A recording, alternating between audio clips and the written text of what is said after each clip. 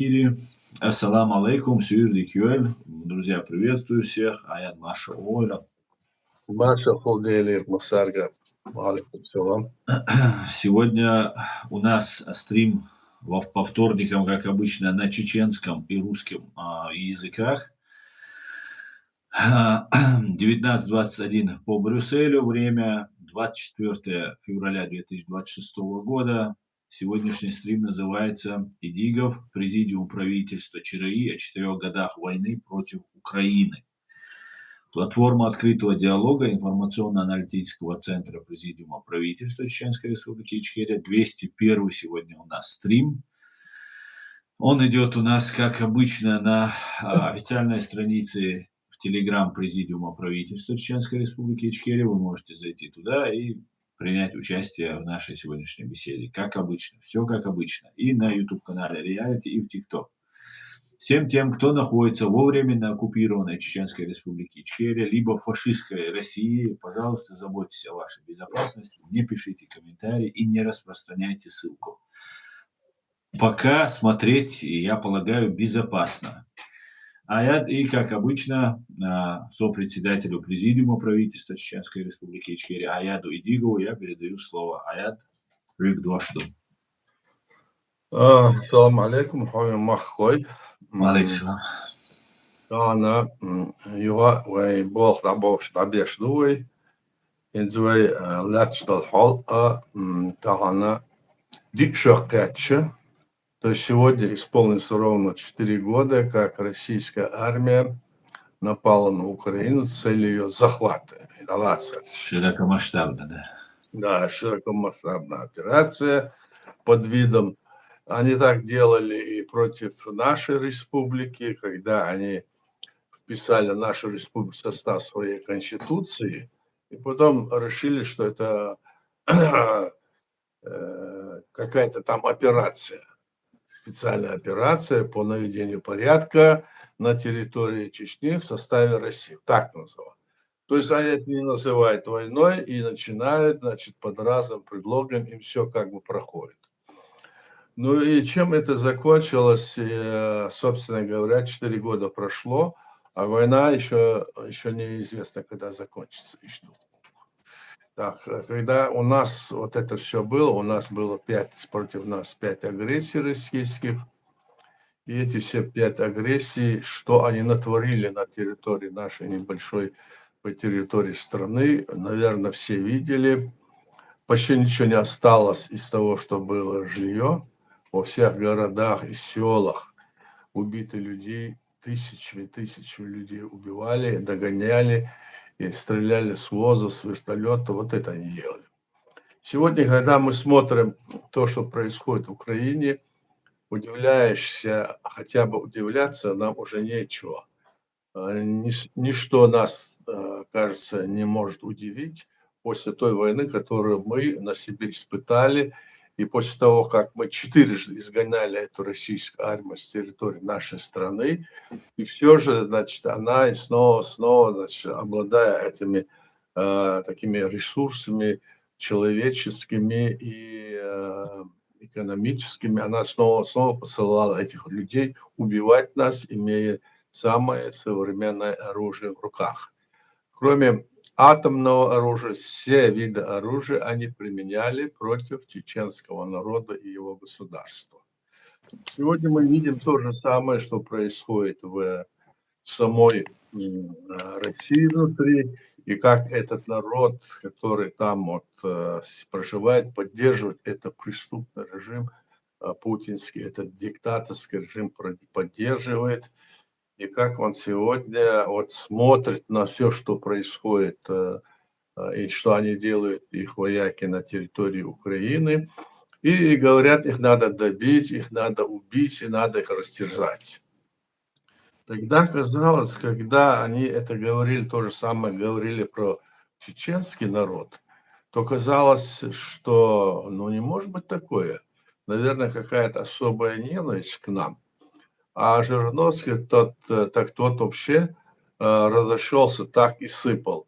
Надо атомную бомбу ударить в Чечню, чтобы ее всех уничтожить. Другие устанавливали разные там условия. Одним словом, все было так, что казалось невероятным. Сегодня, когда в Украине вот такая ситуация, и мы видим, что здесь уже творится это очень в большем, гораздо большем масштабе. Они стирают города в Украине, убивают людей. Посмотрите, что они делают, и в то же время сидят там у себя на телевидении, все утверждают, что вот, мол, все, да, это не мы начали войну, это они, это мы не с Украиной воюем, мы воюем со всем Западом.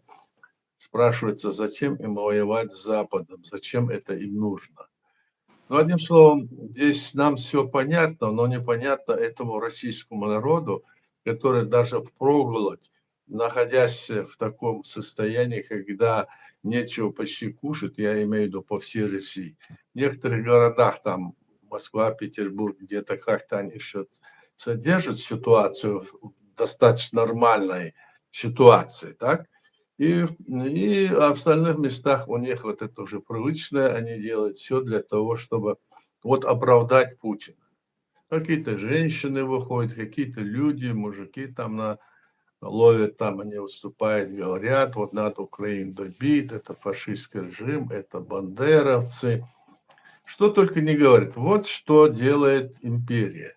Империя – это та страна, которая живет только на штыках и на том, что вот пытается вот так вот захватить чужие территории для того, чтобы сказать, что во всем виноваты другие, вот, мол, народы, другие, мол, республики, страны, которые хотят нас уничтожить. Они всегда этого хотели.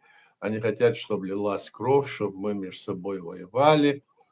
Они к этому делу привлекают и народы, которые они, вот территории и народы, республик, которые были ими когда-то захвачены. В последнее время это было в 91 году, когда они захватили вот эти все территории бывшего Советского Союза, потому что раньше это были еще, в Советском Союзе были уже произведены с точки зрения советской системы и власти, произведены даже в союзную республику, но это не играло никакой роли. Они все, там вот сидящие, там во главе сидящие эти лидеры коммунистические вместе договорились, и эти территории снова подвели под эту новую Российскую Федерацию, Россию. И, собственно говоря, не спрашивая у них, направляет этих людей воевать против Украины. И эти люди там гибнут, в основном гибнут, они их посылают. Что в те времена там были какая-то там горская дивизия, там, или еще дикая дивизия, или другие дивизии во время других войн, Первой, Второй мировой войны. Они это все делали и продолжают делать и сегодня. Здесь ничего такого нет удивительного. Это так точно. Да, это ноль. Да, это так то удивительно, ничего нет от этой империи, мы можем только это ожидать. И это ожидание, оно, как будто бы они где-то, у них совесть проснется. Нет, этого нету. Они убивают по всем меркам, убивают украинский народ, всех мирных жителей, а в ответ им бьют только по их энергетическим и военным объектам. И все, они возмущаются, что во всем, мол, виновата, мол, Украина. Но мы понимаем, что дело в том, что там и очень жестко за это дело взялся режим. Потихоньку Путин и его команда прибрали к власти все ветви власти. Они за каждый шорох, за каждую там запятую в интернете или за слово сажают по 5, по 10 лет, а то и больше дают, а потом оттуда их отправляют снова воевать. Идите и воюйте, иначе мы вас. Или, значит, всех тех бандитов, которые там сидели, насильников, другой тоже отправляет воевать. Вот представьте себе, что происходит. Сегодня исполнилось ровно 4 года с тех пор, как Россия начала очередную военную кампанию против Украины. И война продолжается. И за это время те цели, которые ставила Москва за 3 дня дойти до Киева, она очень далека. И за эти 4 года она не продвинулась, почти ничего не продвинулась. Очень даже остается на тех же почти небольшое количество, в процентном отношении 10, а то и меньше процентов они продвинулись. И этого того даже меньше, точно не сказать, ну, по крайней мере, за 4 года, когда была Вторая мировая война, то эти расстояния были тысячами километров, когда продвигались и на Россию, и обратно, а здесь они ничего не могут сделать. Ситуация складывается таким образом, что мы видим, что застопорилась российская армия, не может она ничего сделать, и в то же время стрелки переводят на Запад, который якобы вот Запад это делает. Да, Запад делает то, что может, дает оружие, дает, значит, снаряжение, помогает им, чтобы они не совсем, как бы, не оказались одиноки в этом мире. Но воюют-то украинцы, они воюют, украинцы, и воюют еще добровольцы, которые приехали. В частности, чеченские добровольцы там есть, и других народов тоже есть. Но эти добровольцы, они же воюют. Так у вас же оружие тоже больше, чем у Украины и сейчас, в 10, а то сотни раз. Вам помогает и Китай, и другие страны. Так почему вы не можете пройти? Да потому что вам конец пришел. Так можно говорить, Да. потому что вы не способны что-то сделать. И вот в этой связи мы вот здесь вот в президиуме правительства Чеченской Республики Ичкерия, это единственная легитимная власть, которая осталась от нашей страны, находится она на Западе. Мы ведем работу для того, чтобы на основе нашей, так сказать, линии, воли нашего народа, в соответствии с международным правом, создано наше государство, мы находимся в зарубежье и пытаемся здесь опровергнуть всю ту ложь, которая льется против нашего народа. До сих пор они считают, что территория наша это часть России. На самом деле она не может быть тогда частью России, поскольку мы вышли из Советского Союза, и никакие договора с этой новой империей не подписывали, их федеративным договор не подписывали. Более того, мы еще до создания этой России уже были создали свое государство, свою конституцию. Нашу страну признала Грузия. И мы в этом направлении строго в рамках международного права действовали. А Россия, для России же закон не писан, он же сидит в Совете Безопасности ООН, и ему позволено все делать этому Кремлю. Почему? Вот вопрос в чем как ставится. Конечно, этот вопрос поднимается и на Западе, и в ООН, и везде этот вопрос поднимается, но пока не решается еще этот вопрос как-то решить и ООН, вывести эту страну из Совета Безопасности ООН. То есть Совет Безопасности ООН позволяет ему, Кремлю, значит, блокировать любое решение, которое решается на международном уровне. Здесь критика идет в адрес Москвы, что бы то ни делали, но все равно эта империя, она должна, значит, быть или ликвидирована, или переформатирована на этой территории.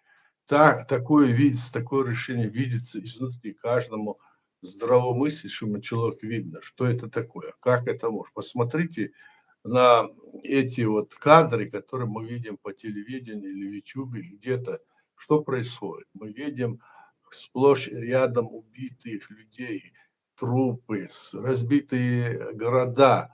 Просто они лежат в руинах. И каждый вечер, и сегодня, вчера вечером они тоже снова бомбили, стреляли по Запорожью и другим городам Украины. Идет прямое убийство народа, и не только этого народа украинского, но и других народов. Планы строятся грандиозно в этом направлении. Поэтому в этой связи мы в президиуме, значит, приняли специальное заявление по этому поводу. Мы его сейчас зачитаем, послушайте, может быть, вам будет интересно, Слан. Давай. Заявление Президиума правительства Чеченской Республики Ичкерия к 4-й годовщине военной агрессии Кремля против достоинства украинского народа.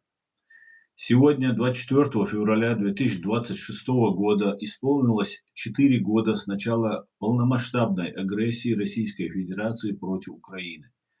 4 года героической, несломленной обороны украинского народа и 4 года открытого продолжения российской империалистической политики, которая десятилетиями несла смерть и разрушение народам, включая чеченским. Президиум правительства Чеченской Республики Ичкерия с глубоким уважением и солидарностью обращается к украинскому народу, вооруженным силам Украины, всем защитникам свободы и независимости. Мы знаем цену российской оккупации, геноцида и лжи о спецоперациях. То, что Путин не смог сломить Украину ни за 3 дня, как обещал, это не просто военная неудача Кремля. Это начало конца Российской империи, построенной на крови и порабощении народов. Чеченцы Ичкерии с первого дня встали плечом к плечу с Украиной. Наши бойцы в составе добровольческих подразделений иностранного легиона и вооруженных сил Чеченской Республики Ичкерия за рубежом сражаются против общего врага. Мы чтим память павших героев, украинских и чеченских, и не предадим их жертву. Украина отстояла свою государственность, показав миру, что империя может и должна быть побеждена. Мы решительно отвергаем любые попытки навязать Украине мир ценой территориальных уступок, легализации оккупации или ослабления ее суверенитета. Такой мир лишь продлит агонию империи и даст ей время для новых преступлений. Справедливый мир возможен только на основе полного вывода российских войск, восстановления территориальной целостности Украины в международно признанных границах, привлечения агрессора к ответственности и предоставления надежных гарантий безопасности. Президиум правительства Чеченской Республики Ичкерия подтверждает: победа Украины – это победа всех порабощенных народов России. Она откроет путь к деоккупации Чеченской Республики Ичкерия, освобождению Кавказа и распаду последней колониальной империи в Европе. Мы призываем международное сообщество усилить поддержку Украины, сохранять и ужесточать санкции против России, наращивать военную, финансовую и гуманитарную помощь, признавать оккупацию Ичкерии и осуждать геноцид чеченского народа.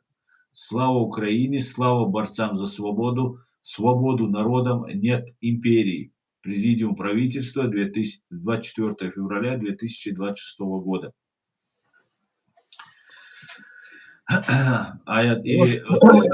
Вот такое заявление мы сделали, и думаю, что там отразили мы все свои мнения, точки зрения, и вы будете согласны, я имею в виду слушателей, украинский народ, что позиция наша четкая, определенная, которая говорит о том, что мы не можем мириться в этом мире с насилием, несправедливостью. И поэтому то, что происходит вот сейчас и продолжается, и вот эти переговорные процессы, которые постоянно ведутся и ни к чему не приводят, все эти переговоры заканчиваются тем, что главный вопрос о, значит, выводе российских войск с территории Украины никак не может решиться, потому что упирается Путин и его команда. И главным образом, после этого всегда, чтобы сказать, что эти переговоры не были безрезультатными, принимается решение о том, чтобы решить вопрос обмена пленными. Но это тоже, конечно, с нашей точки зрения, это очень хорошо.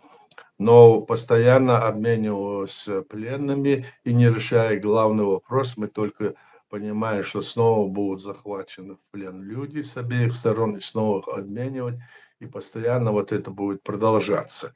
Этому должен быть какой-то там конец виден. Поэтому сегодня в Украину приехали лидеры европейских стран. Они там отмечают вот эту ситуацию тоже, говорят об этом, выступают там. И мы знаем, что они будут дальше думать о том, как вопрос этот решить. Здесь, конечно, есть и проблемы в самой Европейском Союзе, где та помощь, которая должна быть, и принято решение, чтобы его оказать Украине, блокируют некоторые страны, как Венгрия и Словения, значит, и Словакия. Поэтому здесь вот говорить о том, что будет и как, ясно одно, что в любом случае мы видим, что Украина побеждает. Тенденция такая, что Украина не может потерпеть поражение, и тенденция такая, что Россия не в состоянии победить эту украинскую армию, которая стала одной из самых сильных армий теперь почти в мире. Может быть, она слабее нескольких армий передовых государств пока еще, но сегодня опыт у этой армии очень сильный и важный, потому что здесь как раз-таки на поле боя видно, кто есть кто. Война как бы продолжается. Мы, конечно, считаем, что войну надо заканчивать. И вот в апреле, то есть сейчас в феврале, в конце месяца снова намечаются эти переговоры, которые могут привести к каким-то там результатам, как надеяться. Но надежды, как говорят большие политики, здесь европейские и другие, пока еще нет. Потому что Москва не собирается складывать оружие, не собирается выводить свои войска и считает, что время работать на нее. Но в то же время мы понимаем, что Москва будет держаться за свои места, за свои должности, и уйти с этого поля — это значит политическая смерть, а может и физическая смерть для этих людей. Вот как обстоит дело, и поэтому, находясь в этой ситуации, понимая, что это есть, мы здесь вот рассуждаем и советуемся, и говорим, что остальной мир с вами, в основном весь мир, простые люди всего мира на вашей стороне. Нет здесь никакого сомнения, в том числе и чеченский народ на стороне украинского народа, потому что мы считаем, что победа Украины — это есть и наша победа. Аслан, давай, значит, если есть вопросы, будем Да, тоже. Баркалаят. У меня есть вопрос для чата. В каком году произойдет распад или исчезновение так называемой Российской Федерации? И 26-й год, 27-й год, 28-й годы я указал. 30% говорят, что в этом году, 30% в следующем, и в 28-м 40% говорят. Есть такой генерал-полковник в отставке Леонид Ивашов, и в последнее время он такие вещи интересные рассказывает. Перед началом крупномасштабного вторжения в Украину он говорил, что это крах будет для России, не смейте, не делайте это, пытался отговаривать, но его не послушали. И сейчас он говорит, что Россия как цивилизация уже перестала существовать, а само как государство Российская Федерация к 29 году перестанет. Как вы считаете, можно ли верить вот этому специалисту? Ну, если он тогда вот предсказал это событие, что будет, то теперь хочется верить ему. Ну, в 29-м, я не знаю, хотелось бы и раньше. В то же время он изнутри знает ситуацию в самой России, Да. знает, какая там ситуация, которая скрывает то, что все скрывается, будучи генералом, ему, видимо, известно все. Я Мгм. полагаю, что он может, и ошибаться, то есть, что слишком долгий срок. Это 27-й, 28-й, еще 3 года, как бы он предлагает, что такой вариант возможен. Ну, не знаю, здесь сейчас, мне кажется, в любом случае победа для, Кремля здесь не светит, это понятно. Потому что если она вот так вот будет развиваться и будет вот такие вот устраивать свои вот эти казни людей, весь мир видит, что происходит, видит, что это есть. Так я думаю, что Мгм. Как вы считаете, вот за 4 года потери, итоги и какие перспективы вот этих событий, которые сейчас происходят в Украине? Потери, как мы знаем, но колоссальные. по всем данным, которые мы видим, что потери российской армии превысили около миллиона человек убитыми и ранеными. Так? Да, Но и со стороны Украины тоже, но эти данные меньше. Ну, пока что я точно тоже не знаю, большие. но ясно то, что вот по данным, которые было там, были расследования, были расчеты, Оказывается, для того, чтобы восстановить то, что разрушила Москва, я имею в виду эти города, дома, это где-то около 900 миллиардов долларов необходимо. Представьте, что они натворили. Это 900 миллиардов долларов примерно, я сейчас точно Еще не конец это еще. да, потому что еще не конец, что будет, а сколько людей погибло, сколько всего остального, там, имущества, все, если взять, то это, конечно, колоссальная сумма. И я думаю, что посмотрим, как говорится. Надеюсь, что на переговорах как-то решится вопрос. Надеемся, что вот Америка, которая могла бы повлиять на эту ситуацию, несколько иную позицию занимает, чем та, которая была у Америки, когда был президентом Байден. Хотя в то же время они за то, чтобы вот остановить войну, они как бы, значит, поддерживают Украину, но в то же время в какой-то момент они переходят на какие-то рассуждения, что в чем-то виновата Украина или виноват президент Зеленский, его обвиняют. Зеленского обвинять не надо. Зеленский стоит во главе этой армии, во главе этого государства. И как мы видим, даже при всей такой малоопытности, никогда не был, как говорится, президентом, он активно ведет сопротивление, организовывает, ведет работу на международной арене с другими странами и достаточно сильно вот организовывает вот этих людей. Не, несмотря ни на что, он может считаться одним из главных героев Украины, потому что он не бежал, как некоторые бегут. Он остался, когда война началась. Ошибки бывают у всех, не только у Зеленского, у любого человека в жизни бывают ошибки. Ошибки не бывают только у мертвых, как говорится. Хотелось бы, конечно, все, что необходимо, мы сразу делали правильно. Но правильно не бывает, опыт приходит только со временем. В этом случае то, что сегодня делает Зеленский, это очень важно. И я думаю, что во главе с ним Украина одержит победу. Руслан? Будем надеяться, Аят. Так, Иса Шавига Чумелвейна, Машуа Шуалейкум Ассалам Асарга. Иса говорит, справедливость Октябрьской революции, земля крестьянам, заводы, фабрики рабочим оказалась диктатурой воров и убийц, режимов диктаторов Ленина, Сталина, Путина. Что русские не понимают своей гибели? Ну, они, русские, понимают, это раз один вопрос. Второй вопрос, что русские понимают, что если они не будут проводить политику, которую сейчас устроил им режим, я так думаю, что большинство из них не понимает, а те, кто понимает, для них есть жесткие правила. То есть они сразу могут быть отправлены в тюрьмы, а из тюрьм могут отправлены на фронт, и там погибнуть могут. Поэтому они считаются, хотят, и мне кажется, хотят немножко дольше пожить, чтобы не попасться, скажем, в это жернова этой войны не попасть. В то же время есть и среди русских есть люди, которые хорошо это понимают. Сегодня они тоже есть, мы знаем, хотя они тоже не могут сегодня и слова сказать. Попробуй в России что-то сказать. Они пока что не организованы, пока что власть держит их в кулаке. Насколько известно, в России вот это вот полицейский режим, у него где-то около 3 миллионов военнослужащих. На войне у него где-то гораздо в 3 раза или в 4 раза меньше людей воюют.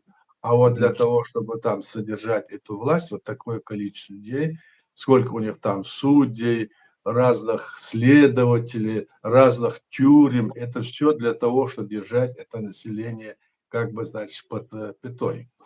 Поэтому здесь сейчас говорит о том, что они это не понимают, это, конечно, неправда, они не могут сказать, значит, нужен какое-то внешнее воздействие. Если в этом случае остальной мир не поможет Украине, скажем, вооружением, деньгами и всем, что необходимо, Украина готова защищать и выкинуть эту Российскую империю с ее армией со своей территории. Я так полагаю. Мгм.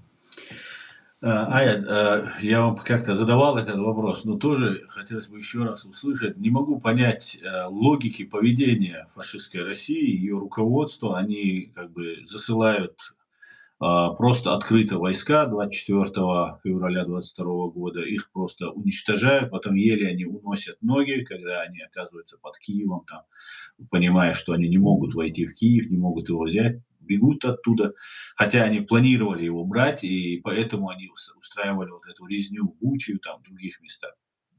И вот сейчас они занимаются мясными так называемыми штурмами. Это уже стало таким порядком, вот таким обычным явлением для нас. Мы обсуждаем, пишем о этих мясных штурмах. Никто не удивляется. Правда, русские вначале пытались представить, что вот на эти мясные штурмы, кстати говоря, русские, которые здесь, в Европе находятся, которые там Илларионовы, всякие другие, которые представляются такими хорошими русскими, хорошими имперцами, что за ними в заградотрядах стоят чеченоговорящие, кадыровцы там и так далее.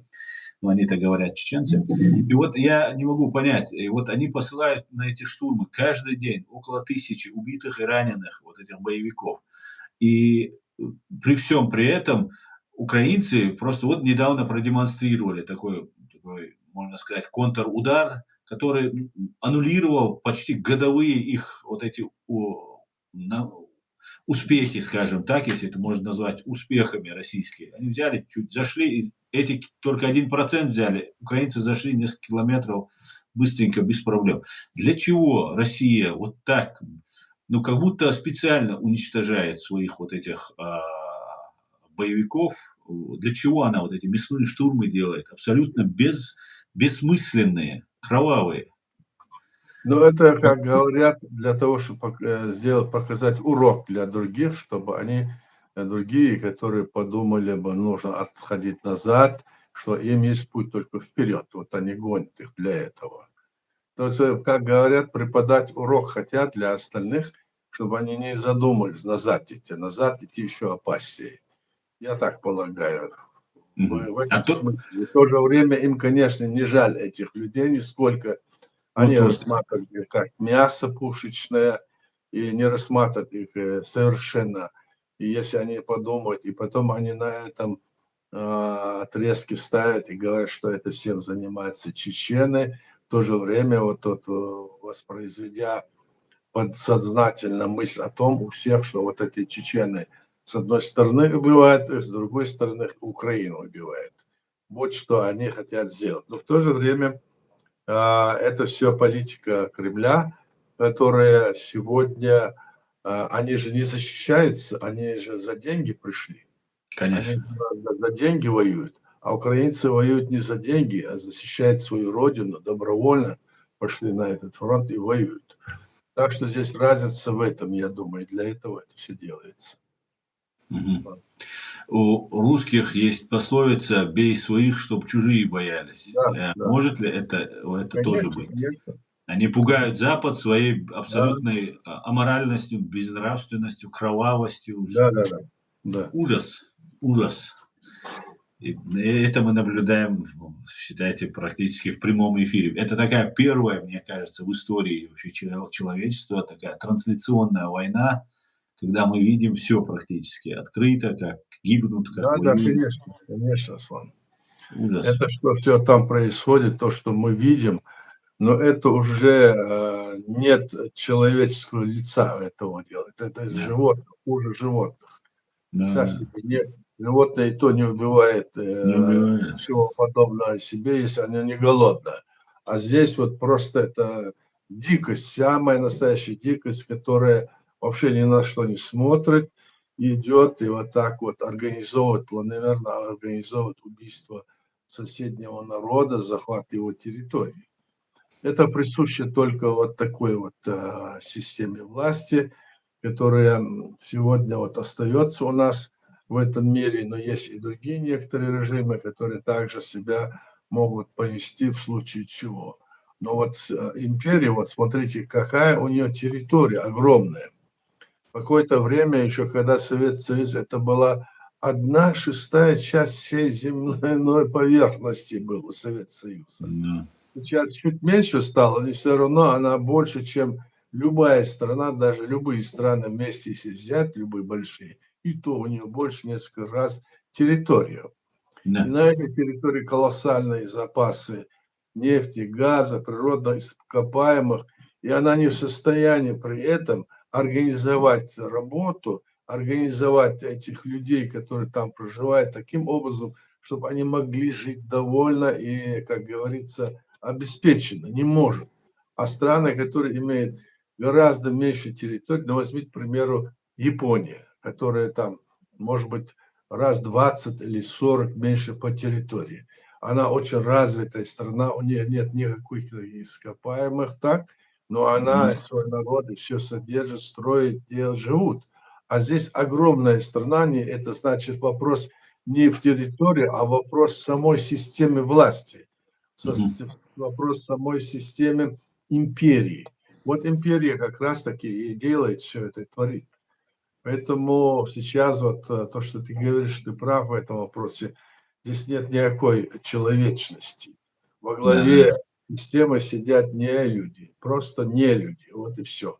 Одни могут иметь других, и те, которые сейчас находятся там, их бывшие, скажем, сотрудники, которые были изгнаны или бежали на Запад, если либеральные, большинство из них такие же. Вот взять пример Ходорковского, который вот сидел 10 лет, вышел и говорит, что и как. Он говорит: это моя территория, я возьму автомат и пойду на Кавказ ее захватывать.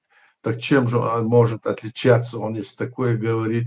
И теперь все те, которые вокруг него находятся, или это в парламентской ассамблее Совета Европы какую-то группу создали, так все они как бы единым фронтом выступают. Если они туда придут в власть, это те же самые, так что мы должны разбираться в этом деле. Время уже такое, что мы хорошо разбираемся, то есть кто. Они в то же время все они выступают, там принимают какие-то решения, какие-то резолюции, берлинские или другие. И в них, везде у них записано, якобы сегодня вот для Украины они говорят, вот надо то, то, то, а вот про другие преступления, которые совершила Россия, они умалчивают. В частности, умалчивают они то, что они столько убили чеченских граждан мирных, то, что они захватили территорию Чеченской Республики Ичкерия, суверенного государства. Не говорят они о том, что это в Грузии, что они натворили, не говорят они и о других местах. То есть они тут, они вот вроде бы в данный момент им надо, они говорят, а в других частях это те же самые имперцы, по большому Да. счету. Их разговоров, их объяснений, их разных принятий, их разных резолюций или заявлений именно то же самое звучит. Ислам. Баркалаят. Друзья, напоминаю вам, у нас голосование, вопрос, в каком году произойдет распад или исчезновение так называемой России? 26-й, 27-й, 28-й год, друзья. Давайте голосуйте и задавайте вопросы. Задавайте вопросы, я их зачитаю. Вы можете задать, я их зачитаю. Я вот немножко отвлекаясь от ситуации в Украине, хотел спросить, ну вот Асланбек задает вопрос, сперва спрошу его и зачитаю его вопрос. Поездка Венса на Кавказ ведет ли это со временем, что Россия уйдет с Кавказа? Асланбек Тутаев. Ну, поездка Венса сама в этом смысле ничего не играет. Венс это просто деловая политика, значит, которая проводится сегодня в Соединенных Штатах Америки по поводу, значит, решения противодействовать великому шелковому пути, который раскручивает Китай. И против этого просто вот это все происходит, потому что Америка не желает, чтобы ни Россия, ни Китай там не стали на этом пути, значит, здесь обогащаться. И поэтому эти вот пути, их намерения шелкового пути, которые они хотели проложить, Китай хотел проложить вплоть до Лондона, вот эти все свои, значит, дороги, здесь вот тут противопоставление поставлено. Здесь будут, значит, находиться силы или, значит, влияние Америки и местных властей, которые есть, я имею в виду Азербайджан, и Армения, может и Грузия как-то подключится, если иметь по нефтепроводам, я имею в виду. То есть вот этот путь, который и в 2 раза больше того, что, имеет, сам Китай, ну, вплоть до Каспийского моря с той стороны. То есть среди азиатских республик, где-то они там вот так намечают делать.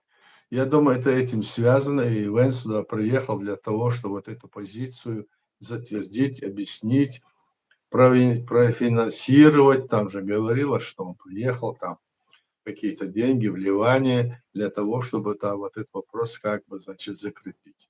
Я думаю, вот это с этим связано. Мгм. Баркалай, Дересвуль. Вот сейчас на Кавказе разворачиваются события, ну, рядом с Кавказом, за Кавказьем, конечно же, пока в Иране. Ситуация происходит очень близко от нас, все это происходит. Как вы считаете, если сейчас начнутся какие-то там волнения, война, скорее всего, готовится какая-то такая серьезная заварушка там, это как-то может отразиться на нас, на Северном Кавказе, на чеченцах, ингушах? Но мы здесь об этом часто говорим, и многие говорят об этом. Там политики с Азербайджана и, как говорится, Закавказья об этом говорят часто. Мгм. Они более конкретно об этом высказываются.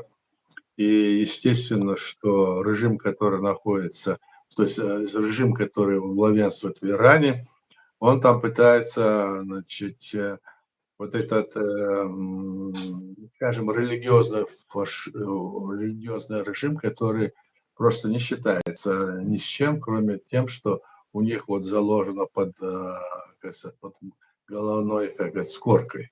Они там могут забить женщину камнями, они могут там и скрыть их все лица, они могут там, значит, придумать какие-то другие казни, и человек нет свободы, никакой свободы, все направлено в одну такую, как говорится, линию Мгм. религиозную. Мы знаем об этом, что это происходит, и поэтому в этом плане этот режим, который там находится, он пытается сохраниться, а здесь, с Мгм. другой стороны, его пытаются где-то вот дать, расшатать его, чтобы там к власти пришли другие люди, другой режим, чтобы пришел, более свободно. Мы не можем сказать, что там будет демократическая, скажем, система власти, но, по крайней мере, хотя бы те промежуточные, скажем, системы власти, которые там могут быть, вот в этом направлении, мне кажется, и в Иране сами люди и население тоже к этому стремится, они хотят скинуть этот режим. И к тому же вот здесь вот Америка и другие страны всего этого желают, чтобы было там так совершилось. Но что будет, мы не знаем. Знаем только о том, что туда ну, подтянут американские, значит, эти все их военные возможности, так скажем, коротко так, где могут они нанести удар по Ирану. Уран Мгм. тоже готовится. И это вопрос такой. Будет ли это или не будет, вопрос точно неизвестен. Потому что если они нападут, Америка, если нападет, то может вспыхнуть вот все это Закавказье и весь этот Ближний Восток может вспыхнуть. И как потом это распределится, и насколько долго это будет, неизвестно. Потому что как это было в Афганистане, сколько лет оно, лет 20, по-моему, а то и больше продолжалось вот это все. И так в итоге ничего не было в Америке.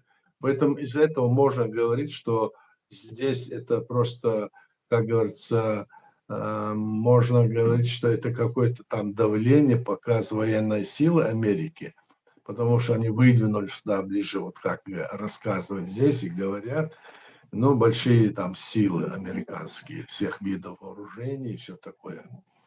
Мгм. Будем, как говорится, посмотреть. Но мне кажется, что если не будет конкретного, значит, какого-то внутреннего всплеска, и который может прийти к власти, то с в военном смысле вопрос там Америки-то втягиваться не будет, мне кажется. Вот Мгм. что я думаю, Аслан.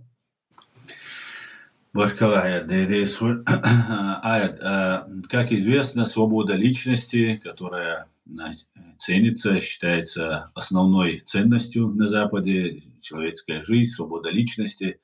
А, у нас, в нашем чеченском обществе, всегда были бесценные, ценные, и всегда уважительно к этому относились. И система, которая выстраивалась еще тысячи лет назад, устраивалась нашими а, прародителями, предками, прапредками, это 3000 лет назад, больше даже, а, которые говорили как говорят ученые, говорили на нахском языке. И сейчас большой интерес начал проявляться и на Западе, и в том числе в Соединенных Штатах Америки, и на Кавказе начали говорить про чеченский язык. И марионеточные власти и во временно оккупированной Ичкерии, либо в Ингушетии тоже начали говорить про войнавский язык, нам туда-сюда, ну, чеченцы, ингуши являются тут теми потомками тех людей. С чем это связано, как вы думаете, Аят? Какой-то вот такой Ну, резкий всплеск внимания у них и к языку, и к ну, истории. что здесь можно сказать? Дело в том, что об этом давно вот идет вот эта тема, Дискуссия. поднимается давно нашими историками, архивистами. Они рассмотрят на территории наших горных районов, и там обнаружат очень интересные артефакты. Они говорят о том, что вот было когда-то, потом, когда они ездят в разные страны, библиотеки, архивы поднимают, оттуда выясняется, что многие тайные вот клинописи, которые не могут никто расшифровать, оно в некоторых там случаях очень хорошо расшифруется на нашем языке, на войнарском, так скажем, языке, потому что в прошлые века это, видимо, там были, значит, такие ситуации, которые сейчас точно сказать невозможно. Пока что это находится в стадии, так сказать, изучения, я так считаю. Вот говорят, что это вот щас ингуши, потом, до этого чеченцы, ингуши, басбийцы, там и другие нас постоянно пытаются делить на разные части, что якобы разные народы, и этому способствует, если как всегда, способствует империя, чтобы нас раздробить. На самом деле это один язык, но с разными, можно сказать, разными диалектами. Да, И этих людей они берут под свое крыло. Вот, допустим, они натравливают против чеченцев, скажем, ингушей некоторые там, и во главе это натравливают, сидят какие-нибудь, ну, агентура российская. И также это делается и с соседними другими республиками, где тоже вот такое идет. То есть для империи хорошо, когда внутри они все ссорятся и говорят. Для нас, с точки зрения истории и с точки зрения, ну, определения того, что было и как, это очень интересный материал. Его надо, конечно, посмотреть, как говорится, но можно говорить, что мы на начальной стадии находимся всего. А утверждать сейчас, что это конкретно было вот так, сейчас, по-моему, не совсем и обосновано. Надо, чтобы об этом говорили не только, скажем, чеченцы сами, мгм. чтобы говорили и другие, скажем, народы, ученые остального мира. Хотя часть из них уже есть, которые говорят, допустим, из других стран. Да. Это и немцы, это и французы, это и И турки. американцы Да, они все это говорят. Но говорят. это тоже все равно так вот, мы слышим это, видимо, ну, в ближайшем или в каком-то среднем будущем это станет больше известно, но это прошлое, где-то 3, 5, 6 тысяч лет назад, что было. Поэтому я так вот к этому располагаюсь, когда говорят, допустим, что вот некоторые наши люди начинают говорить: "Вот мы чеченцы, мы как бы потомки пророка Ноя". Ну хорошо, если мы потомки Ноя, то кто такие остальные все люди на этой земле? Значит, они что, с Луны свалились, что ли? Значит, они или мы, что являемся первыми и поэтому мы самые лучшие, что ли? Нет.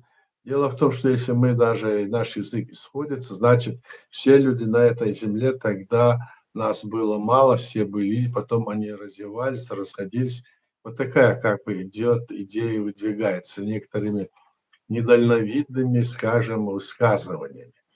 Конечно, говорить об этом, как бы сразу появятся противники, и противники напротив нашего народа, и людей станет много. Вот чеченцы, они самые такие. Так нельзя говорить с моей точки зрения. Вот когда говорят, одни говорят: "Вот мы нохчи, мы нохчи". Да, мы нохчи. Это слово произошло от слова нах. Нах по-чеченски — это народ. Но потихоньку ее трансформировали, она стала называться уже Нох. И если те говорят, что нет, мы нахи или мы войнахи, то сразу появляется куча людей, которые с пеной у рта начинают кричать, орать: "Нет, мы ночь, мы произошли это". Так что это просто такая вот ситуация, когда мы можем, слушать вот этих людей и думать сами. Каждый должен думать сам должен думать и говорить, что это может быть на самом деле. А некоторые фанатично это заявляют. Поэтому я думаю, что не все так думают. И чеченцы не глупый народ, чтобы кто не хотел на нас навесить. Мы понимаем это все. Я так думаю. Мгм. Я изучал, ну, немножко изучал вопрос по поводу генетических совпадений, которые есть. И есть европейские евреи, ашкенази. Они на 20-30% имеют схожий с нашим ДНК. Ну, по G2 называется эта галогруппа. G2, она очень древняя. Сами ашкеназы, они, конечно, чуть позже так сформировались как народ, но, например, Хасан Бакаев, Далгеш Лойцен, наш ученый, историк, который умер в прошлом году, Да. он говорил, что и построение и Иерусалима, ну там много-много, просто где только не ступала, так сказать, нога Наха.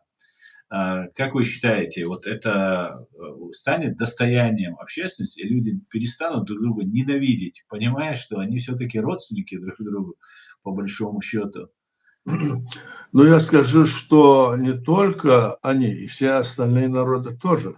Вот возьми Конечно. многие, ты находишься на Западе, ты сразу видишь, что те слова, которые мы по нашему языку, у этих, вот, допустим, пример меня удивил по-французски. По-чеченски "волос" — это "чё", и по-французски "чё". И, Да, ну, и и другие на немецком многие много слова, есть. да, немецкие. Так что это можно говорить, это как раз может доказывать то, что мы все, значит, оттуда, из глубокой истории, что мы были когда-то единым народом.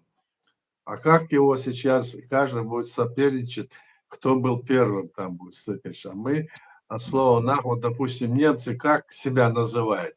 Народом как-то они называют себя по-немецки, да, народ у них Да. как?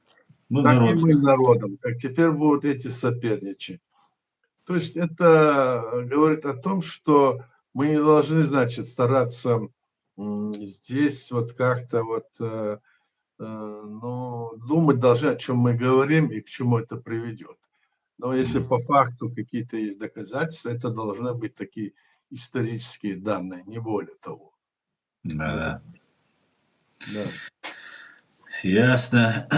Интересно, конечно. Я читал, ну, пытался разобраться, где все-таки остановился Ноев ковчег. И в Коране не говорится про ковчег. Там говорится про как бы лодку, корабль, но вот этот грандиозный такой ковчег, о нем, как в Библии, в Коране не говорится. И закралась такая мысль, что, возможно, не было такого большого корабля. Просто было много разных вот этих лодок, кораблей, которые наделали, когда началась сперва, как говорят ученые, они выяснили это по сталактитам, которые есть в Индии, которые там несколько тысяч лет этим сталактитам, и по а, и одному из уровней видно, что вот около 200 лет, даже чуть 150, от 150 до 200, там 30-40 лет, была очень сильная засуха, очень сильная такая жара стояла, такая мощная, с перепадами. И на этом сталактите видно, что вот в этот период времени была очень большая такая жара. И в это время таяние ледников на Кавказе происходило, на горах, и, возможно, из-за этого уровень и озер, которые сейчас даже до сих пор сохранились, некоторые утверждают, что даже, может быть, Каспийское море так образовалось именно из-за этого потепления. Я хочу сказать, что большого такого ковчега, э, предполагаю я, что его может и не быть вообще. Я ничего не утверждаю, но Возможно. Сейчас очень большие открытия везде, много открытий. Вот я буквально сегодня читал, что вот иорданские ученые, с ним еще американцы, японец, они стали лауреатами Нобелевской премии, они открыли способ за 1 час из чистого воздуха чистая вода, чтобы сделать в любой точке Земли. Из чистого воздуха. замечательно. Представляешь? Вот они Ага. могут, это можно делать и в пустыне, и где угодно, какой-то там они придумали прибор, так что теперь с водой проблем не будет скоро. Ни в пустыне, нигде. И, видимо, может все как-то вот это потом повлиять и на все остальное в мире. Понимаешь? Вот Да-да. что происходит. Нобелевские лауреаты они стали, нобелевские лауреаты. Вот. И Интересно. здесь, это все, вот эти открытия, что было, это, конечно, чем дальше. Поэтому и Путин хочет 150 лет жить, чтобы знать, что будет потом. Все хотят жить 150. Да-да-да. Открытие, чтобы можно жить, если ты не устал от этой жизни, чтобы посмотреть, какие открытия еще появятся в этом мире. Знаете? Да. Ну, Так интересно, вот такая конечно. ситуация. Правда, на запчасти, как у Путина, у других людей нет, чтобы разбить, там Да, надо же да, менять да, да, да, время от времени разные да. запчасти. Ясно, интересно, конечно. Ая, вот мы уже практически уже час в эфире, и я по поводу нашей ситуации именно в нашей стране хотел бы сказать. ФСБ, как рассказывают некоторые, начало давить руководство всех вот этих силовиков, так называемых, и так далее. Народ очень сильно запуган. Большая коррупция, людей хватает на улице, отправляют на войну, и уже люди друг другу объявляют фактически кровную месть. Человек пропадает, отправляют они его в Украину, где-то он ехал или где-то у него страховки не было на машину, или тонировка была, или он там где-то выпил, все за это хватают и, короче, отправляют в Украину. Если не отправишь кого-то, там, не сделаешь вот эту палочную систему, то из своей семьи кого-то должны вот эти бандиты, которых ловят людей, их будут отправлять. К чему это может привести, Ая? И что делать нашим людям, которые находятся вот в этом тяжелейшем положении? Ну, что делать? Здесь надо быть очень внимательным всем, стараться вести себя таким образом, чтобы это не случилось, это в первую очередь. С другой стороны, этому надо как-то противодействовать, хотя бы внутренне. Когда вот были, помню, Советский Союз, и были эти Балтийские республики, Литва, Латвия, Эстония. Мгм. Так вот, когда туда приезжали люди, вот я сам это ездил, со мной разговаривали по-русски, зная, что я не русский. А вот с русскими они разговаривали только на своем языке, литовцы. Это Вот. как украинцы. Да, да. Так и здесь должно быть. Мне кажется, здесь надо разбираться в этом деле. Это как раз таки то, что мы и говорим. Нужна победа Украины. Мы должны все Да. делать для победы. Победа нам вот это даст препятствие всему этому. Какие бы там они ни устраивали, скажем, вот эти вот, ну, пытки над народом, да, чтобы захватить, отправить на фронт и все такое. С другой Мгм. стороны, вот оттуда идет вот такая информация. Они построили там массовое количество многоэтажных дома, да, и в этих домах они все пустые. Там можно заселить огромное количество людей, так. Они пустые, а ночью, говорит, все они во всех квартирах, горит свет. Туда никого не пускай. Вот для чего там строят эти дома? Насколько это правда, было бы хорошо знать. Но вот такие слухи, я про слухи говорю, которые там были, приехали, вот мне передавали это, тоже говорили, что это там так. Значит, эти дома строятся для того, чтобы что сделать? Вот то, что мы говорили. Москва планирует и планировала всегда, у них планы есть выселить наш народ куда-нибудь подальше, скажем, в Ага. холодные места, чтобы они там рассеялись, чтобы они там, значит, ассимилировались, а сюда затащить своих людей, своих или сами сюда пойти. Вот для этого вот это все делается. Здесь нет никакого сомнения, планы у них есть. Поэтому эта империя – это враг нашего народа, не только нашего и других всех народов. Поэтому мы это все должны понимать. Аслан. Баркал, Баркал Ая Дейрейсхуль. Мы уже час в эфире, и предлагаю сегодняшний наш стрим закончить. Хорошо. Вопросов больше не вижу. Мгм. Дейрейсхуль Ая, да, да, Берт Киюэль. Шун Масайна Дейрейсхуль. Масайна Дейрейсхуль. Аликей. Всего самого хорошего, друзья. До свидания. Я подведу итог нашего голосования сегодняшнего, то забываю иногда его подвести. 32% говорят, что в этом году закончится, 27% говорят, что в 2027 году, и 40% надеются, что это произойдет в 2028 году. Ну, такой вот результат. Да. Ну, Дейрейс. посмотрим, кто лучше разбирается. Да, мы предполагаем, Бог располагает. Да. Адикюэль Маш, друзья, до свидания. Алик,